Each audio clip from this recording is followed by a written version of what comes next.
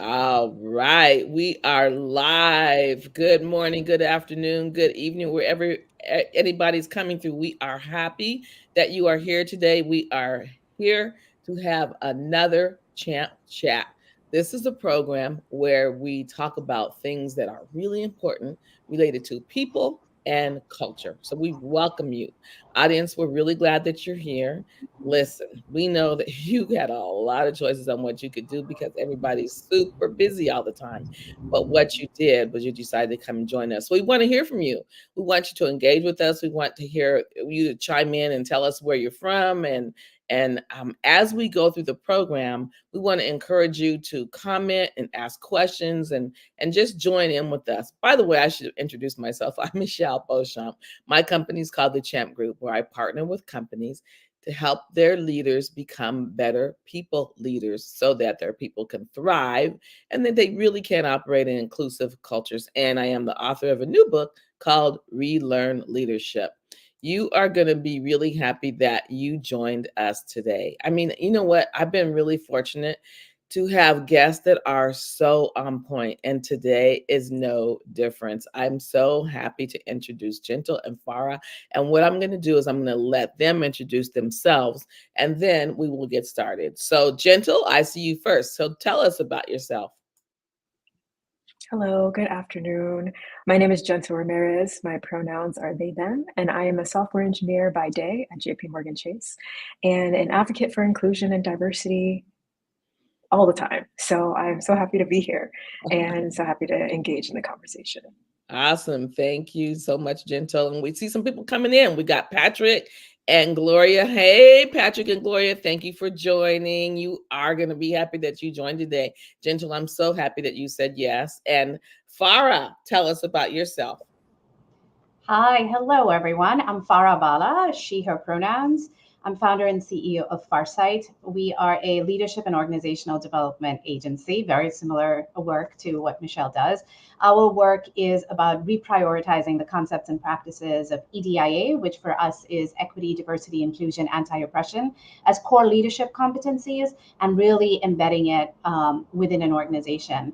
And our mission is to just continue to increase the tribe of socially conscious leaders who understand that when we invest in our people and when our people thrive, our business thrives, our community thrives. Oh, there you go. Thank you for having me. We are aligned. We are so aligned. We are really aligned, and I want to share with you some of our guests. So we've got Patrick, who's here. We've got Gloria, hey, and we've got Sonia, who said good afternoon, Gentle, and we've got I don't want to mention Nunyala. Nunyala. Hi. Thank you. Oh, happy to meet you, Farah. And then Gentle, love your name. Didn't I tell you that, Gentle? It's like, what a name! I tell you what, you've got a not name that precedes who you are as a person. I want to start by talking about the current status of LGBTQ, right? Because this month is June and we celebrate and we recognize June Pride and we recognize Juneteenth. So let's talk first about some of the laws. Here's the thing. We do celebrate June Pride. By the way, Pride stands for Personal Rights in Defense and Education. So that's cool, right? That says a lot. We should celebrate and we have a lot of work to do. So I want to start by talking about that because, Gentle sent some information from the ALCU and I was astounded by some of these statistics. I just couldn't believe it. So I want to share some of those with you. First of all, 43 states, 43 have laws or are getting ready to pass laws which are negative, will have a negative impact on the LGBTQ plus community. Oklahoma, and I'm not sure where some of y'all are coming from, so don't get offended, but this is important to know. Oklahoma has 55 laws in process or working on it. Tennessee has 40. Missouri has 39. Iowa has 37. South Carolina has 32. Wow. Gentle, can you help us understand what are some of these laws that are in process or already passed? Yes, absolutely. So ACLU is an an incredible resource to keep track of legislation, and just an incredible resource now so that we know the state of these anti-trans, anti-LGBTQ bills. So I will just list two. There are more resources on that site, but one of them is a major issue such as barriers to accurate IDs. So if these bills pass, they would limit the ability for trans, non-binary, or the gender expansive community to update gender information on IDs, such as birth certificates, driver's license. And this puts transgender folks at risk of losing jobs, facing harassments, and other harm. And it is important to have the ability to travel, to have the ability to accurately express yourself and represent yourself. And that is just one of the many subgroups. Another one is I will list the healthcare age restriction.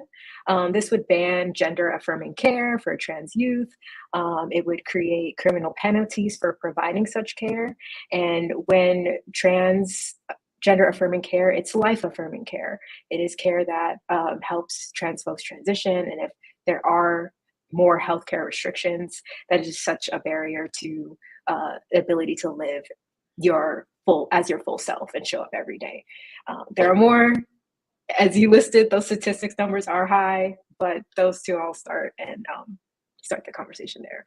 Okay. Yeah, thank you. That's a lot. And what that tells us is that there's a lot of impact based on where you live. I live in California. You both live in New York. So we live in places where they weren't listed, right? Our states are not listed as these places that have laws, and we appreciate that and we value that.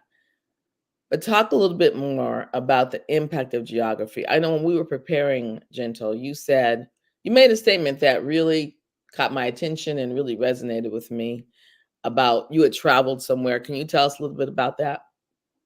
Yeah, so I love to travel. And one of the hesitations that arrive for me when I set plans to travel is if the space is open to myself. I identify as a lesbian and I'm a non binary trans person.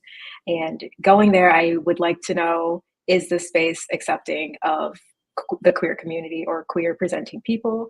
Often I will assimilate and change my appearance if I am unsure of the space and present more femme, but I will not take the risk of presenting another way if I don't know the environment I'm entering. And so one time I was traveling, I was actually going camping, and I have not visited the site before, but when I got there, I saw there were pride flags in the middle of the town. So I was like, oh my God, like this is awesome. I'm going to feel comfortable, take a deep breath, and enjoy myself. And Wow. I think that it's impactful to, I think it's a concern that we shouldn't have to have, but there are experiences where I personally have had to not disclose my identities or not present openly queer for my safety. And sometimes when I am on autopilot to do that, it's a breath of fresh air. It's a relief when I see a pride flag in a city or a town that I'm unfamiliar with and say, oh, wow, okay, I don't have to have this concern. Wow. I tell you what, and think about it. You were going camping, which means you were planning on relaxing and chilling and having a good time. And that really brings up authenticity. And we already said we do not have time to go over everything we want to go over here. But listening to you saying, you have to change your identity. We're supposed to be a country that embraces people for who they are and be authentic, right? But when you have to change your identity, it's really scary. I want to share a couple of comments that I see coming in. Gloria said, respect and inclusion for all, right? I mean, that's not asking too much. Here's what Patrick said. Opposition to diversity is an excellent example of the paradox of resistance in the Gestalt theory. Yeah, I mean, it just makes me sigh. It makes me grateful that we're here to talk about this today. Because when we talk about it, we can bring awareness to people. But one thing you said, which really resonates with me, is just, just by having a flag to show support, that's just huge. Okay, you got somebody else that said, "Hey, gentle." All right, so thank you for sharing that. And what I want to talk about is what can organizations do to support? Because we're talking about we want cultures, we want people to thrive and organizations to thrive. I saw some research recently, which said this was from the Harvard Business Review from May, so it was real recent. 25% of Gen Z identifies in as being a member of the LGBTQ plus community. And so as a result of that, and this is the generation that's in the workforce, the newest generation that's in the workforce, they are seeking companies who support the community and who are friendly, who support people for authenticity, like you just said, gentle, like you just said. So Farah, what are you seeing? Because you work with organizations, and what are you seeing? What should organizations do to support, and what are you seeing? Tell us about that. Yeah. I want to start with the impact of geography, right? Because when I think about that, we have organizations in various sectors who have regional offices all over the country, global offices all over the country. And the way to go is you cannot just have one blanket statement Mm-hmm. or one blanket policy across your company. You have to go local to go global, right? If you, I mean, let's talk pronouns and bathrooms. Okay. Let's take those as an example. Mm-hmm. I'm going to call where I am in New York City a liberal bubble, and for folk who are further along in a progressive mindset in terms of establishing culture, pronouns and bathrooms are almost regressive to talk about now, right? Because there are other things that need to be done. However, we need to keep in mind the states that you all just mentioned, Yeah. right? In the stats, and where are they? Where it might be the emphasis on the importance of pronouns. It might be the emphasis on creating inclusive, gender inclusive bathrooms that can benefit other regional offices. That's really, really important. That Mm-hmm. other than, because so organizations should also constantly be reviewing their policies and procedures, especially Okay. in times of flux like this. Now let me ask you a question. Do you find that they are constantly reviewing their policies? It depends. It depends on the leadership. It depends on where they are within their strategy and priorities. It depends on where they are in the reorg status, budget status, Yeah. right? Mm-hmm. Things are constantly in flux. Like this is a great year. We're talking layoffs, not just in the tech industry. We're talking recession. We're talking budget cuts, right? And that is impacting training and development. So Yeah. as much as we're talking about organization initiatives and strategy, to show up in a gender affirming way for employees, we also need to bring other people along within the organization who might see things differently, and that is where training and development lives, right? And so if you're cutting budget, so priorities there, it's everything is constantly in flux. Mm-hmm. And I know you're going to talk about this later on, but this is not just a we got to do this in this month and then we got to move on to another priority, right? Right. Like a lot of the work we do is saying, how do we embed this within your culture, within your policy and procedure, that you don't necessarily have to put all of this effort and initiative in one month and then move to all of the effort and initiative to another month, but it's just constantly there, and then all you're doing in that month is that amplification or addressing some crucial points as needed. Right. But not everyone does that because not everyone is in the same spot, and that's Right. really everyone's sphere of where to start or where they are is different, and we have to meet folk where they're at. You have to meet your regional offices where they're at, and in one office it might be easier to pass something, in another there might be pushback. You might have to look at compliance, you might have to look at the legalities, but at the end of the day it is about your people. How do you protect them? And it's not just a nice to have. There are direct ramifications to retention, to mental health, to stability within a community, right?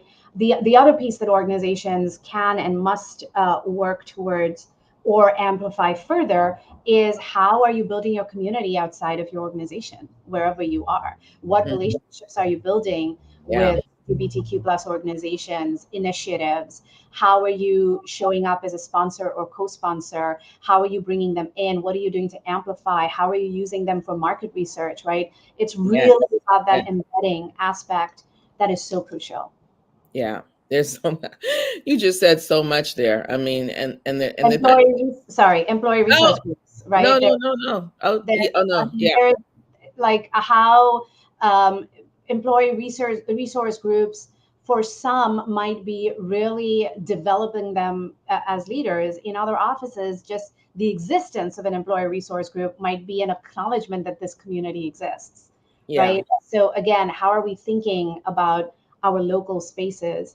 I know exactly we're specifically focused on the US, but I would go even further. If you're a global right organization, what is right the state of LGBTQ plus in various parts of the world? I was in a conversation with a client a couple of years ago. They were trying to create some just spaces for dialogue around gender.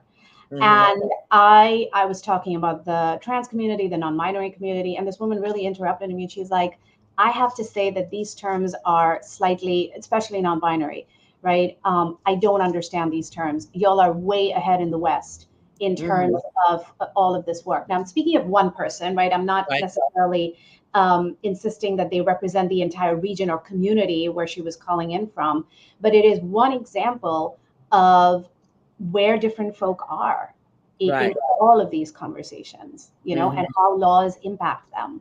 Yeah, exactly.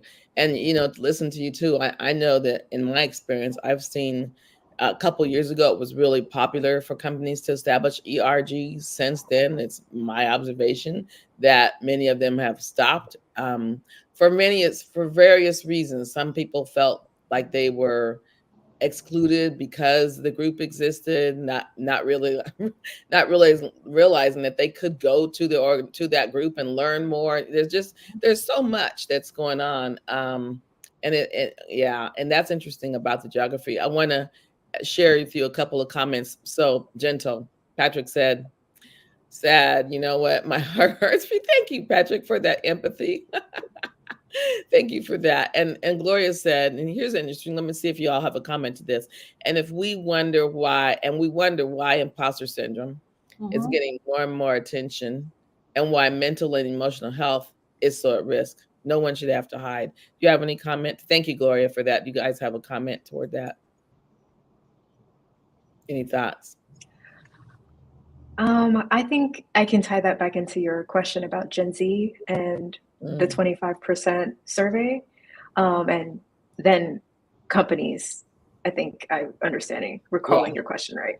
Mhm. So I think that it is really important regarding retention and mentorship to see leaders who are LGBTQ or your affinity in your affinity space. And I think I'm a Gen Z, but I do not speak for Gen Z, but I think Gen Z is seeing that multi-generationally, what does the organization leadership look like? Mhm. Where can we see, how can we see guidance or mentorship or our career here long term? Mhm. And how does the company support that, whether it's benefits packages such as I think same-sex marriage, Right. child, like the paternity leave, but for the same gender couple, Uh-huh. or just what Parental. other companies are, yeah, parental leave, sorry. Thanks for the Oh, correction. it's just like, what is that? Um, and then, of course, the bathrooms, of course, the pronouns. But if you see yourself at this company long term as a queer person, how do you see the company also giving you those kind of benefits and supporting your care, whether you are transitioning, you Mhm. do have the health care now that you're a company and you are transitioning while you're employed. How does that look like? And I think just Gen Z looking at companies is also taking that into consideration. Yeah. And you know what? I got to say this too. I'm really, sometimes, we have that affinity. So I have a lot of guests on there that tend to be around my age. And I'm super excited that finally I branched out and had a Gen Z as a guest here. Because, it just does go to show the importance of diversity. Hello, right? Because we have different perspectives. So thank you for your perspectives on that. I have one more question I want to ask on this, and we're going to move over to Juneteenth. But how can how can the community advocate? So when I first met both of you was on your program, Farah, on the Farsight community, Insight community, and I heard someone say we need to pay attention to what we can do to support. Like, we don't really need allies. What we need is advocates. And that really stuck with me. I was like, because I want to make sure I'm doing the right thing to show support. So tell us more about what's meant by that, either Gentle or Far. What is it that the community, the people on this watching us right now, people who will watch later, what is it that we can do to support? Janzo, do you want to take that first? Oh, yes, I can take it. I think my motto, the way I go, is to give from the overflow. So whether it's you can give resources, you can share knowledge, you can support um, tangibly mutual aid funds, or whether it's helping read a resume, career oriented, whatever your niche is, and whatever you have in the overflow is where you can Okay. advocate Mhm. for your neighbor, for your community. And there are just creative ways to do it, whether it's you like to cook and someone hasn't eaten, or someone's grieving, or someone's Okay. needs a meal. It's always giving from whatever you can share. And I think that is how I see advocacy sustain Okay. itself. You don't burn out so quickly, or Okay. anything. So But use what you've got and share it is what I hear you saying. Okay. That's awesome. You have anything else you want to add to that, Farah? Yeah, I think about community support specific to systems change. And so the way I think about these terms that you mentioned, ally, advocate, I used to use the term ally, I used to identify as an ally. You know, there's a beautiful definition out there where you don't self-identify as an ally, your community identifies you as an ally, right? And so Mm, there is that constant action piece. What I have learned, especially in the last 4 years, through the what I'm calling the multiple pandemics that we have been through, not just COVID, but also the murders of Black folks, specifically in 2020, the anti-Asian hate crimes, and hmm. just the levels of polarization that we've been in and continue to be in. Yeah. And for systems change to happen, and allyship is very passive. It does not involve Mm, action. okay. Advocacy is where you use your voice, where you use your body, where you use your you leverage your active title and privilege. Okay. So doing Um, something. you do something specifically, and I want to be very clear here because we don't want suddenly saviors to appear. It's No, about right. saying, how can I amplify a voice that's not in the room? If I'm at this table, however I identify, right, and this is being talked about, and I'm seeing an opportunity to do something here, how am I going to leverage the fact that I'm at this table, the title that I hold, the fact that I have influence here with these key decision makers and stakeholders, right? So I always say advocacy comes at equal parts courage and personal risk, right? Okay. That's how we create equity. What is equity at the end of the day? It's making space for everyone. Mm-hmm. Because, Hmm. or it's about helping create new tables. Because right now there are select tables where historically, based on identities, only select people have a shorthand too. And what we're Hmm. saying is equity is about making sure everyone has a seat at a table. And if not, and that might be dismantling the table to create multiple Mm. tables, Oh, okay. And that's right? powerful. Yeah. And so it's again for me, advocacy is use use where you are, right? Okay. You might not be in the C-suite, but you might be on a committee. You might Right. have information about a specific community that you're everyone's a gatekeeper in some form, you know. Right. And how do we want to be gatekeepers? Do we want Okay. to stay accountable to change, or do we want to hoard and gatekeep in that way? That's a good question. So a lot of introspection needs to happen, it sounds like, first of all, and then, really what is it that I have and what is it that I can offer to somebody else? And I love that because we can all do something. It's in all of us. We can all do something. I want to show a couple things here. Thank you, audience. We're getting such good engagement from the audience. I love that. So Mhm. Yala said, I think it's okay for people to admit they don't know. Right. I love that comment. It's so I true. don't understand certain language. I wish they didn't use it as a barrier instead of building that bridge. Oh, that's so good. Yeah, that's Yeah. so true. Curiosity. Yeah, This work is just constant learning, right? None of us knows everything. And then Patrick said that stat on Gen Z is promising, Michelle. Diversity is the secret sauce, yes, of human advancement. Primarily through human diversity that we arrive at diversity of thought. And without diversity of thought, right, we don't innovate. Innovation doesn't begin with an idea for improvement.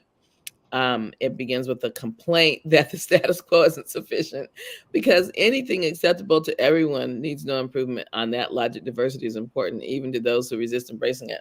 Wow, learning. Patrick, that's a lot. Thank you so much for sharing that. Uh, this is so much. I tell you what, we only have 5 more minutes. Can you believe it? The time is going so fast.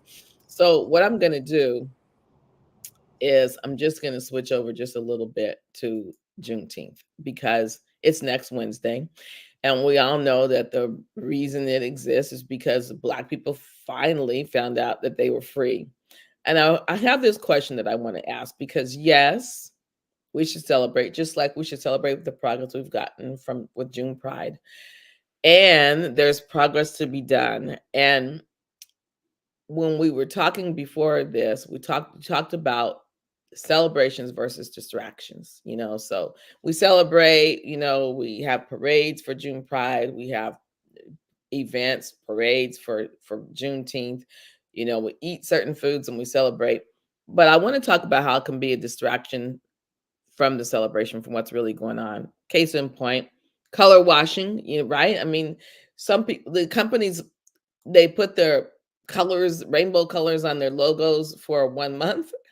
And then what happens in July or January, right? And so much backlash going on now with the EIB that it's really sad, and we're experiencing that. So yes, we should celebrate, but we need to make progress. So I want to ask you all to address that. Either one of you. Yes, I think when we spoke, we were talking about the commodification of Juneteenth and Pride, but Juneteenth specifically. Now that it's a federal holiday, non-Black people have the opportunity to benefit from people spending their money, going to their businesses, just because they put the Pan-African flag on their door. And it is very important to acknowledge and recognize the perseverance of Black communities in the United States. And with your day off, or with the day off, if you have the day off, take that time to invest or redistribute some funds. Find a way to contribute to the community that is underserved, and celebrate. But it's really important to stay focused on the realities of the Black community in the United States. Very important. Yeah, well said. I mean, we do need to celebrate, but there's a lot of work to be done. We have so many comments in here. Let me see here. Gloria, being an epic ally. The ally is not self-proclaimed or titled, as you say, Farah. That's for me to state intention, and others to let me know if the intention is aspiration. Oh, yeah. Only as an experiential reality. And I define an epic ally in this way. Let's see. Person who is reactive to stimulus, takes action. Yep. It's a verb, in other words, right? Not rather than a noun. Marginalized dignity. A person who is able, proactive. I tell you what, said a lot, Gloria. Yeah, there's there's a lot to discuss. We only have a couple more minutes. Unbelievable. So what I want to do is as we wrap up, and we're talking about celebrations, you wanted to talk about reparations. So to conclude, just summarize, what does this mean, and why does it matter? Okay, I will say that the Tulsa, most recent news, as of yesterday, the Tulsa massacre, that a white mob went and bombed up Black Wall Street.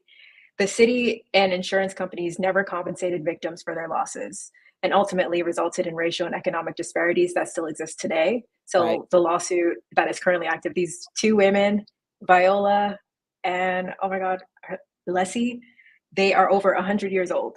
Yeah. And it is sought to hold the city accountable for the destruction of property, the wealth lost and stolen in the massacre, and create a victim compensation fund. So essentially, the state has not yet, across the world, I mean, across the United States, but specifically to Tulsa, to keep this as brief as possible, it is so important to compensate the victims, over 300 families, that large community, for the wealth stolen and lost on that day in 1921. And there are multiple examples throughout the United States, but we're out of time. But that's why it's crucial. And see, that's a good summation. And here's what I want to do. And Gloria put a comment. She wished we had more time. I know. My goodness gracious. So here, audience, you all have been phenomenal. Farah and Gentle, you have been phenomenal. So probably we sparked some conversation that you want to be able to continue. So here's our contact information. Take a picture of it. We would love to continue conversations with you. We want to thank you so much, audience, for joining us. Farah and Gentle, thank you so much for joining. We never have enough time. I tell you what, either I need to expand the program or reduce the number of topics. I don't know. But anyway, it was quite a fulfilling 30 minutes that we had together. And I think that our audience is leaving with new thoughts, new ideas, and validation on the importance of these topics that we talked about today. So I want to thank you for being my guest today. It's been awesome. And audience, again, we want to thank you so much. And because we value your time, and we said it was 30 minutes, I'm going to end the call and just want to thank you so much for being with us today. Thank you for having us, Michelle. Thank you.